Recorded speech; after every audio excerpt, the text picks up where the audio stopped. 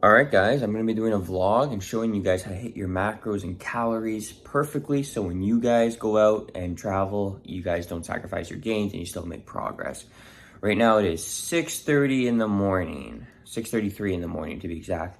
And we just woke up and I had a good sleep, not the best sleep, but I feel good. And we're going to kick ass today. So we got the coffee and we'll do a little beach walk. And I'm going to tell you guys, my biggest expense here in San Diego, California, has been the coffees. I'm spending like $7 a coffee, and I drink like 8 of them a day. San Diego Beach is literally fucking beautiful. And I'm doing a bit more than 10,000 steps here. I'm doing probably about 15, just because why not? But yeah, this is an Americano. I do this to blunt my appetite, because when you have black coffee on an empty stomach, you don't get hungry and it allows you to save your calories.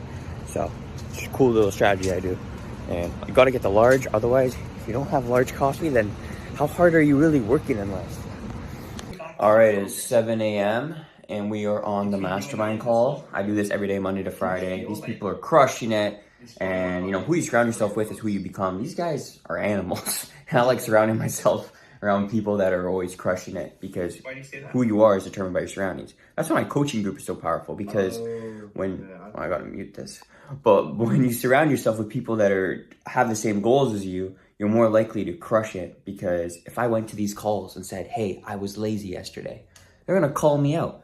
The whole fitness industry just really bothers me, because everyone is so obsessed with hitting these numbers. And, you know, I used to be one of them, but I'm seeing it now. Like, everyone's so obsessed about how you look. They think their life gets so much better when they hit 315-pound bench press or whatever. All that happens is you get more risk of injury. You're in the gym all the time, on a restrictive diet, probably not the happiest, because you get body dysmorphia if you base your entire worth on how you look.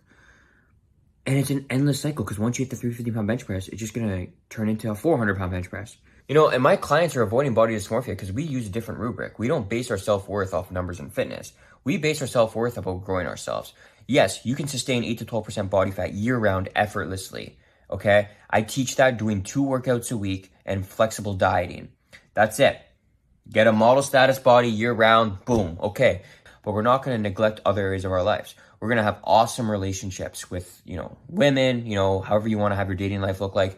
We're going to not forget our family first. We're going to build awesome relationships with our friendships, have great memories. And then, of course, you want to make sure you have your career that's taken off the way you want. You have to have the full circle of life. And that's where my shit's powerful, because it allows you to max out your physique without having your entire life feel like you're in fucking fitness as an entire job. And this was big for me when I created my brand. You know, when I was starting, I was in the gym 6 days a week, followed Dwayne Johnson's diet plan. And I also followed Zac Efron's diet plan. And I never got the results because it wasn't really meant for me. It was meant for them. And they're on PTSD, like, or drugs or whatever. So once I realized that, I'm like, hey, well, how can I, as a natural, advance myself? Well, it's like I need to prioritize recovery. I need to prioritize sleep. How can I do the bare essentials in my training to get the results? And the 2 days a week, man, that's really what it came down to. It allowed me to be social, allowed me to get a body that I was confident in. And it was really like a game changer for me. And this is when I started sharing it with other people, and they started fucking loving it. And this is my biggest work period of the day. First few hours is when I put the most focus in, where I feel most productive, feel my best. So just crushing work right now. All right, we're doing the beach walk. Happens daily. I separate my day. I don't take lunch breaks because I feel like that just kills productivity. But if you separate your day and take that hour and do 20 minutes, 20 minutes, 20 minutes, 3 walks, beautiful. Now we gotta go get a little bit more work done. It's about 11:30 right now, so probably work till like 12:15, 12:30 until I finish my little marketing thing I gotta do. And then we'll see what we're gonna do. I either probably gonna do some Quest bars or some yogurt, but yeah. You know, one thing about this place is that everyone is in phenomenal shape. One thing I love about this location too is the beach is right there, right where that tree is. And this is my balcony, or patio, backyard, whatever the hell you want to call it. And we got the Quest bar time. We're gonna do 2 of them, so 180 calories each. This will be roughly 360. Don't quote me on that. Yeah, 360. I'm good at math. And then we're still doing work at the same time. We got more coffee. And yeah, I don't take lunch breaks. I'm just gonna snack on this stuff as I continue working. And I'm not gonna document that because that's boring. Who wants to watch me type all day? And we're doing a little bit of fruit with a little bit of peanut butter on the banana and a couple of strawberries, just for some more fiber and for carbohydrates and fats. And then we still got the coffee here. And obviously we're doing the work, but yeah. And it's gonna be a little bit of work outside, taking it out. I got this lovely little patio. So I thought I would sit on the couch and do some work and get some vitamin D in. Okay, so now we got one more coffee because why not? And we got the vitamin D, feeling amazing, okay? We're still working, doing a bit of, well, I can't really tell you because it's secret business stuff, but doing a little work. And then we're gonna go for the sunset walk, which is my favorite part of the fucking day. Probably gonna finish around 7:30, 8 p.m. today, which is not bad, not bad. You know, some days I work till 10, but c'est la vie. Grateful. All right, guys, I have a mental reframe moment. So my neighbors are doing construction and they have been drilling construction drills all day, and it's been riding up my nerves, I'll be honest with you, because I don't like a lot of noises and shit when I work. So here's my little mental reframe that I'm doing. So my old self would have said, oh, I can't work here, and would have been pissed and, you know, stomped like a fucking child, stomped my foot like a child and all that type of shit. But the new me is like calm, relaxed, and he's like, what a wonderful day to work on working with distractions around me and loud noises, because I'm going to need that skill later for more important shit that I do, because I'm going to keep growing as a person. And then once I reframed it, I was like, oh, okay, bring it on, bitch. Keep drilling it. And it's like, I'm being productive while having a mental reframe. So I wanted to share that with you guys. So also don't mind my messy kitchen / living room area. Wow. Holy smokes. Okay, I need another coffee. Look at the sun.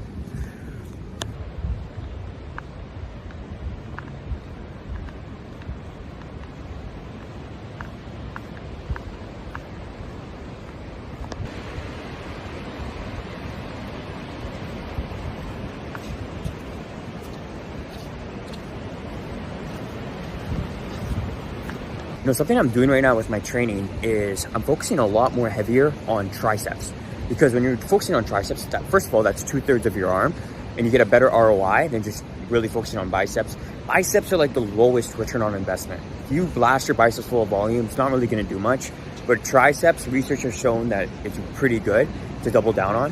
So that's something that I've switched in my routine, is I'm a lot more tricep focused.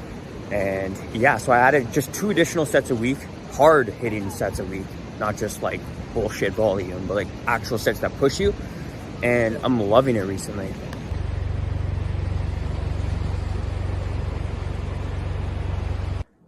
All right, we got back from the walk now. I mean, I still got a little bit more work I have to start doing just now. So I'll probably work until, I don't know, 8:30 or something like that. But I chose to snack on an apple. And you know, the reason I chose this is because apples have high fiber, they fill you up. So when you hit the calories, it feels easier, you feel more full. And we're still working.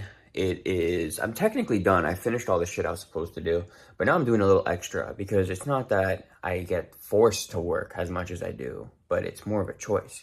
You know, I have full opportunity. You know, I'm grateful to be in a first world country. I have so much to be thankful for. How could I not push myself to the limits, see what I'm made of, transform more people, help more people, and really get to my goals? Like, this is all a choice. And we got this lovely chicken and potatoes. So the chicken is about 400 grams, not about, 4 whole 4 grams of chicken. So that's about 500 calories or so based according to the label. It's a bit more in US, which is fine, doable. And then the potatoes were 800 calories. I'm rounding up because it's probably around 750 for a kilogram of them. And so that's going to put me at 1,300 calories for the dinner. We will be doing a little bit of avocado. So that's going to put me at 1,400 for the dinner. plus what I had before. It's going to be around 2,000, which is going to leave me around 400 calories or so to play with for my like late night, you know, before I go to bed. If I can do ice cream, yogurt, I don't know, we'll see. This is the dinner. We got the sour cream with all the potatoes. We got chicken, a bit of avocado, and then we got the sriracha for the heat. Because here's the thing with fat loss. If you can incorporate some sriracha, it slows down how fast you eat it. Because if it's spicier, you can't eat it as fast. And that means you can digest the first half of your meal before you finish. And that means you're gonna be more full and not gonna wanna overeat your calories. If you're trying to start a fitness journey and you're trying to really build yourself up, get in amazing shape, or even start like a business, like online or whatever, then expect people to really not like you and to shit talk you and to laugh at you. The whole point of being exceptional is you are the exceptional, which means you have to do things that are abnormal that the normal person would find weird and against so-and-so what you should be doing. So if you're getting that type of stuff, good for you, because that means you're going in the right direction. That's what I've taken away. Ever since I made the most progress, more people thought I was crazy. So, and if you did something that you're really proud of and that other people can't really do or have not been able to do, you will get haters. Because what is easier for them? What do you think is easier for those type of people? You think it's easier for them to say, that person worked harder than me and did something I couldn't do, and now I have to live with it? Or do you think it's easier for them to just say, yeah, you know what? Fuck that guy. He got it because XYZ and genetics and, you know, he didn't have this and and they come up with a bunch of excuses and shit talk you. What's easier for them to deal with and make peace with? Of course, it's shit talking you. So they're always going to shit talk you because they don't want to face the fact that you outworked them and did something they couldn't do. And I'm telling you this because I network with a lot of people that are doing way better than me in fitness, right? Business, all that type of stuff, AI, tech, sales, all that type of shit. And not a single person has ever called me insane, ever called me anything rude. They just said, keep going. You know, of course I got feedback, said, oh, don't do this instead. But not a single one of them tried to put me down. They just said, yeah, man, I love what you're doing. You're doing great.